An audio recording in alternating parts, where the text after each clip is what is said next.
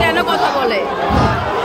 প্রিয় ভাই আমার, আপনাদের কাছে বিনয়ের শব্দ উত্তরে বলতে চাই, তোরা চুপ করবো নাকি আমরা চলে যাবো? তাহলে চুপ কর। এই তোমরা কি চাও যে আমরা চলে যাই? তাহলে বলতে করো, এর সমাধান হবে, চুপ করো। কথা ছাত্রদল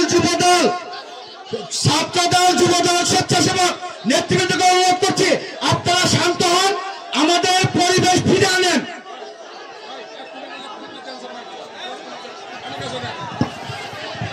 শোনেন, এখানে সালাম ভাই, সেলিম ভাই সিরাজগঞ্জ থেকে আমাদের নেতৃবৃন্দ এসেছে, আমরা কিন্তু ভালো করতেছি। বারবার বলার পরে কেন আপনারা চুপ থাকেন না?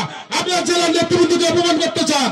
যে কথা বলেছে আমরা মাঠের যারা আছি সবই শুনেছি। অতীতের থেকে যে কমিটি আছে সব কি পকেট কমিটি হয়েছে? হয় নাই, আমরা জেনেছি। আমরা এটার ব্যাপারে অবশ্যই জেলার নেতৃবৃন্দের কাছে আমরা কথা বলবো। আপনাদের অনুরোধ করে বলি, আপনারা সবাই চুপ থাকুন, এটা কথা হবে। সবাই ধন্যবাদ, ভালো থাকেন। নেতৃবৃন্দ, আপনারা মঞ্চটা পরিষ্কার করেন এবং এই বসো। জানি প্রিয় ভাইরা, আপনাদের কষ্ট দুঃখ আমরা বুঝি। আমার কথা বলতে একটু প্রবলেম হয়, যেহেতু আমি গলাটা অপারেট করছিলাম, এখান থেকে গলা কাছে, তাই আমি কথা বলা আমার পক্ষে খুব কঠিন হয়ে দাঁড়ায়। প্রিয় ভাইরা,